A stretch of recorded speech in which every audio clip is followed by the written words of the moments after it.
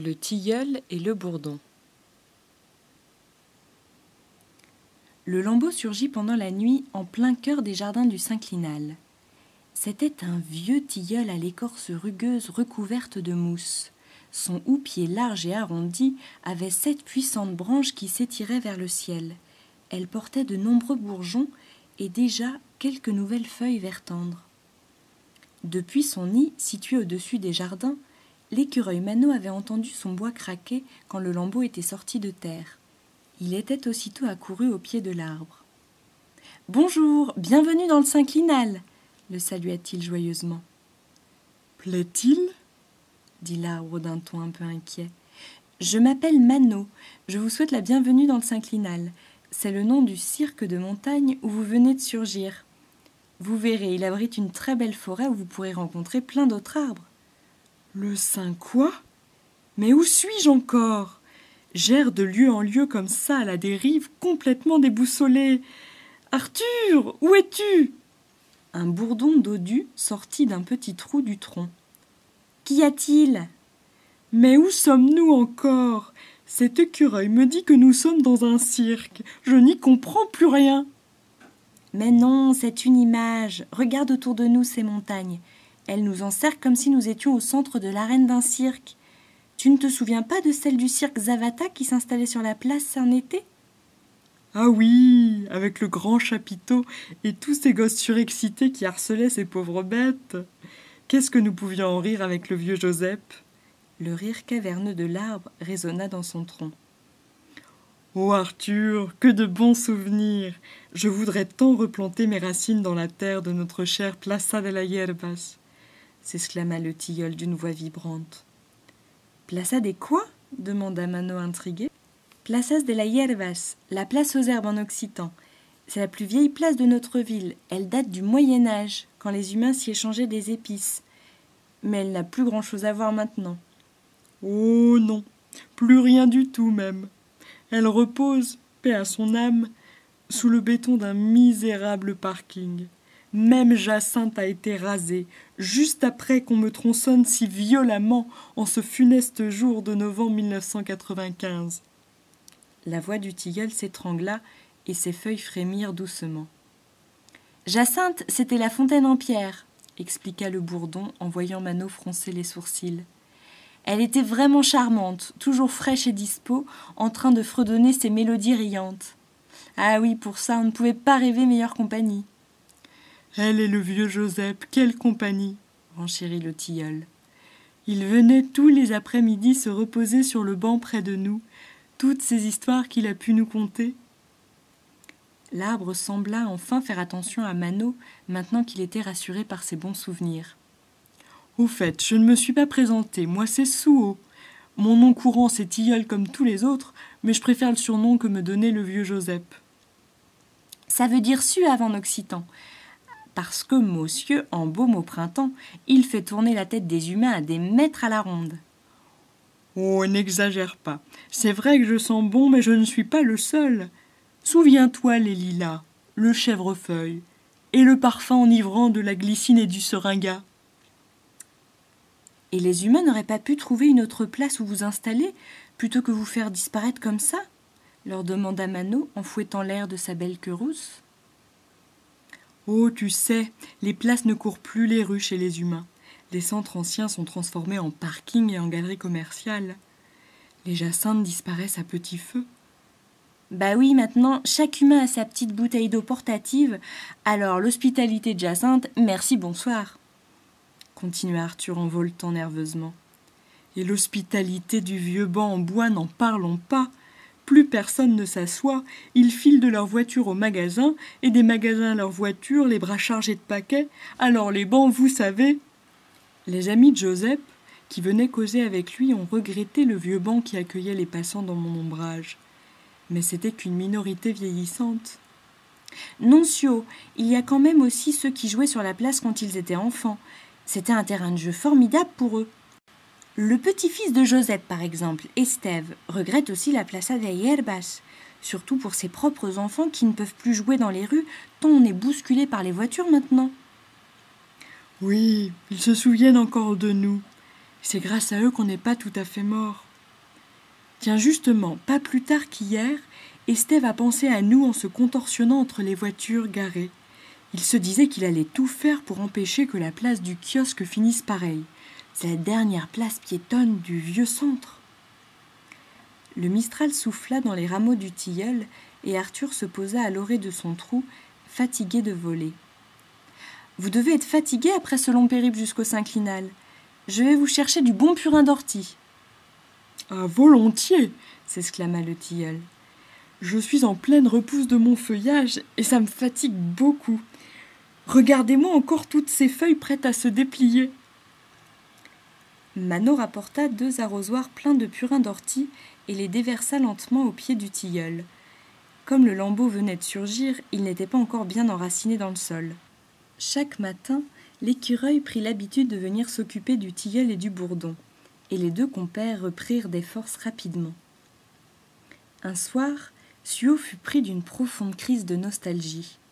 Il répétait en larmoyant à qui voulait l'entendre qu'il n'était désormais qu'un déraciné, condamné à l'errance éternelle, que la Plaza de la Hierbas était sa seule demeure sur cette planète et qu'il ne se remettrait jamais de l'avoir perdue. Arthur avait beau bourdonner sur tous les tons que non, ça n'était pas vrai, il n'était pas plus rien, il restait un beau souvenir pour quelques humains, mais rien ne semblait calmer sa peine. Les craquements de son bois en sanglots résonnèrent dans tout le synclinal, effrayant les corbeaux noirs qui s'envolaient des falaises.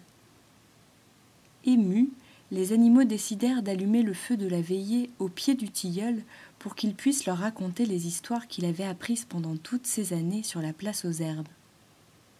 « Vous savez, je ne suis plus tout jeune maintenant, » commença-t-il à peine la première brindille enflammée.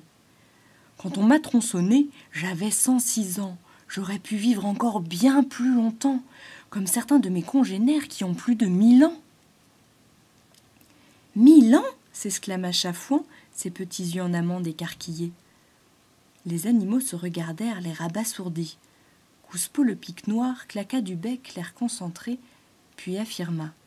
« Je viens de faire un rapide calcul. En prenant en compte les durées de vie moyennes de l'écureuil, du castor, du chamois, du lombric et du pic noir, nous arrivons à une moyenne de 9 ans. Vous vivez donc 100 fois plus vieux que nous. C'est stupéfiant. » « Oui, mais vous savez, il y a plus vieux que moi. Les ifs dépassent 2000 ans et certains pins 4000 ans. Parmi les êtres vivants hors de l'eau, nous autres les arbres, nous faisons partie de ceux qui s'alanguissent le plus longtemps sur la terre. »« Et raconte-leur l'épopée de ta plantation !» s'écria le bourdon en dansant sur place au-dessus des flammes. « Ah oui, quelle épopée ! J'ai été planté en 1889 par l'instituteur du grand-père de Joseph, quand il était en primaire. C'était pour la commémoration du centenaire de la Révolution française. Les enfants ont gravé sur une plaque devant mon tronc. Mai 1889, cet arbre de la République a été planté en mémoire des combattants de la liberté tombés à la Bastille. Depuis 1789, la Révolution avait déjà été piétinée par une révolution monarchique et 2 empires. Alors quand Bonaparte est enfin tombé le 4 septembre 1870 et que la Troisième République a été proclamée, je ne vous raconte pas la joie dans les cœurs. » Leurs petits yeux brillant dans la lueur des flammes, les animaux écoutaient avec passion les péripéties de l'histoire des humains. Comme me l'a raconté le vieux Joseph, son grand-père n'aurait pas été à l'école avant ça. Elle est devenue laïque, obligatoire et gratuite pour tous les enfants de France en 1881 grâce à la République. Il n'aurait pas non plus eu le droit de participer à des réunions publiques et à son syndicat ouvrier. « Et raconte quand les ouvriers venaient !» piaffa Arthur. Après ma plantation, chaque 4 septembre, tous les ouvriers de la ville m'apportaient des immortels et chantaient la carmagnole bras dessus, bras dessous autour de mon tronc. Et je ne vous parle pas des fêtes du 14 juillet qui attiraient sur la place tous les villages alentours. On me décorait de lampions colorés, on dressait de grands banquets et un orchestre venait jouer au centre de la place. Et ça dansait et ça chantait jusqu'à tard dans la nuit. Jacinthe ne connaissait pas de répit, des dizaines de bouches venaient la lamper. Et quand la place se dépeuplait un peu, vers 2 heures du matin, des amoureux venaient se bécoter sur son rebord. Elle nous en reparlait pendant des jours après. Ce qu'il avait dit, ce qu'elle avait répondu, comment avait dû continuer leur amour. Ah, cette Jacinthe, une vraie romantique. « Les humains dansent souvent comme cela ?»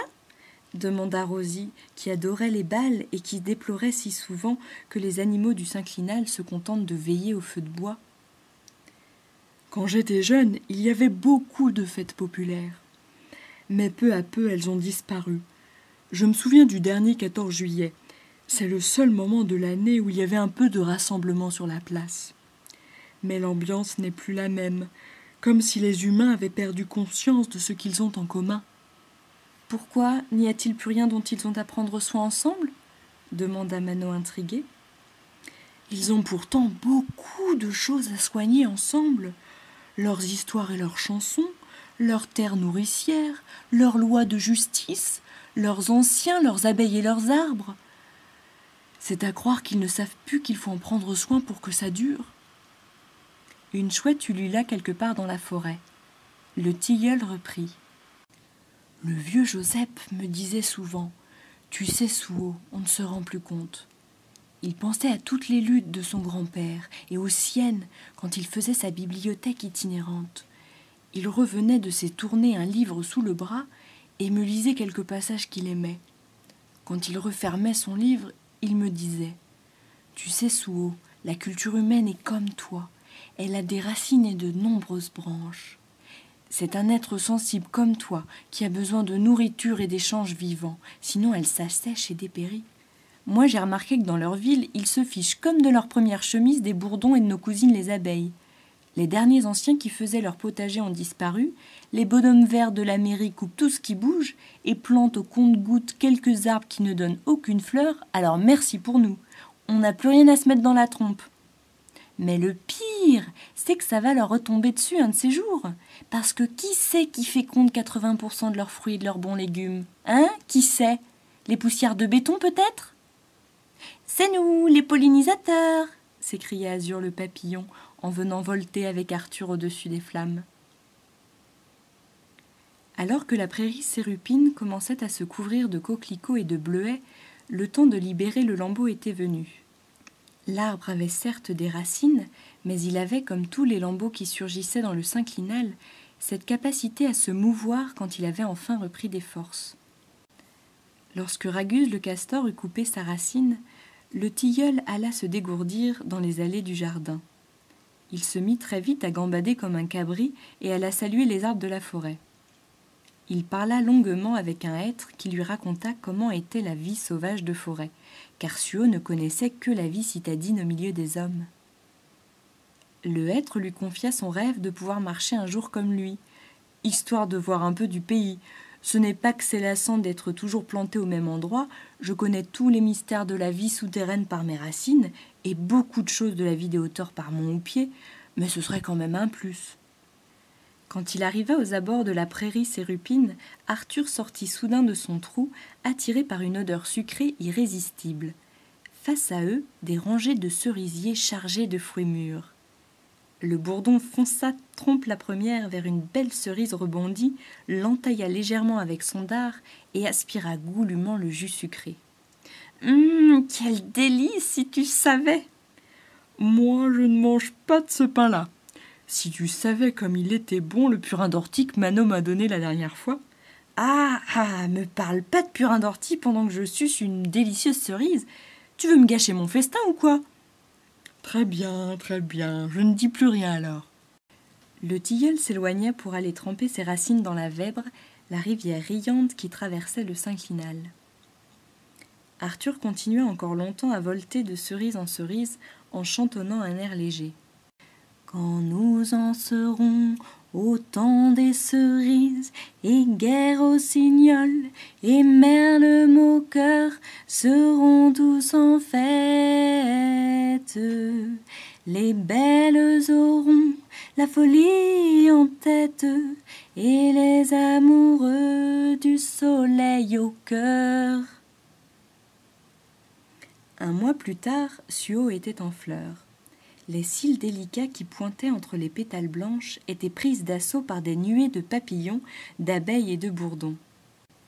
Arthur se tenait jalousement aux premières loges en bourdonnant bruyamment. Le tilleul s'était immobilisé au cœur de la prairie sérupine pour faciliter le travail de pollinisation de ses chers adorateurs. C'était l'endroit du synclinal qu'il préférait, avec tous ces coquelicots qui lui rappelaient le vieux Joseph. Un après-midi, Manot vint se reposer dans son ombre. Suo lui dit alors : « Le vieux Joseph avait la nostalgie des champs de blé de son enfance. Ils étaient remplis de coquelicots au printemps. Il trouvait ça fantastique. Mais les coquelicots ont déserté les champs avec les poisons que les humains ont mis dedans. » « Nous allons te donner des graines de coquelicots du synclinal. Si tous les pollinisateurs s'y mettent, nous ferons une bonne récolte en juillet. » « Ah, volontiers, merci !» Manot contempla le ramage dense de Suo avec ses jolies feuilles en forme de cœur. Il huma l'air à plein poumon. « Mais c'est vrai que tu sens vraiment bon. Tu sens comme le bon miel. » Les humains aussi disaient ça souvent quand ils venaient récolter mes fleurs pour leurs tisanes. « Des tisanes, qu'est-ce que c'est ?»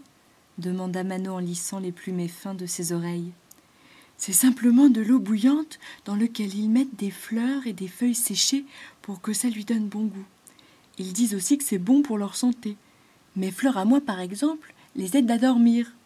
« Pourtant, tu n'es pas particulièrement zen comme loustic, » fanfaronna Arthur en redescendant du houppier, la tête enfarinée de pollen. Il avait 2 petites pelotes jaunes accrochées au milieu de ses pattes arrière. C'étaient ses sacoches à pollen pleines à craquer. « Il faudrait qu'on essaye la tisane à la veillée ce soir, » s'enthousiasma Manot. « Ça ferait peut-être du bien à Chafouin. Il est complètement hystérique en ce moment. Il ne se souvient plus où il a caché ses réserves de noisettes de l'année dernière. Alors il retourne la forêt dans tous les sens, creuse le moindre endroit suspect, mais il n'a rien trouvé. Il n'enferme plus l'œil de la nuit, le pauvre. » Un vent chaud se leva, caressant les 3 compères qui contemplaient en silence les coquelicots tangués sous le soleil. « Arthur, tu veux bien nous réciter la poésie que le vieux Joseph t'a apprise ? Ce serait si beau maintenant. Oh oui, s'il te plaît !» s'exclama le tilleul. Le bourdon alla se poser à l'orée de son trou et se mit à déclamer. « Un beau soir, foin des bocs et de la limonade, des cafés tapageurs aux lustres éclatants. On va sous les tilleuls verts de la promenade. Les tilleuls sentent bon dans les bons soirs de juin. L'air est parfois si doux qu'on ferme la paupière. Le vent chargé de bruit, la ville n'est pas loin, a des parfums de vigne et des parfums de bière. » Quand la capsule des coquelicots commença à sécher, les animaux récoltèrent leurs graines. Ils en remplirent une calebasse entière qu'ils offrirent à Suo et Arthur. « Merci beaucoup, mes amis, » dit le tilleul d'un ton ému. « Merci à vous de nous avoir appris de très jolis poèmes et la technique des tisanes, » continua Chafouin. « Maintenant, je dors comme un loir. » Estève a rêvé de moi cette nuit. Il avait besoin de notre force pour convaincre d'autres gens, car demain c'est la réunion publique qui décidera du destin de la place du kiosque. « Oh, mais c'est important, il faut qu'on aille le soutenir !» s'exclama Arthur. « Si l'esprit d'Estève vous rappelle, c'est que vous avez retrouvé suffisamment de force pour repartir, » continua Manot. « Il y a un puits au cœur de la forêt qui vous permettra de regagner le monde des humains. C'est l'heure d'y retourner, mes amis. Vous allez nous manquer. » Le tilleul et le bourdon dirent adieu à leurs hôtes en chantant une dernière fois le temps des cerises que tous les museaux et toutes les mandibules fredonneront à coup sûr chaque fois que le joli mois de mai reviendrait dans le synclinal.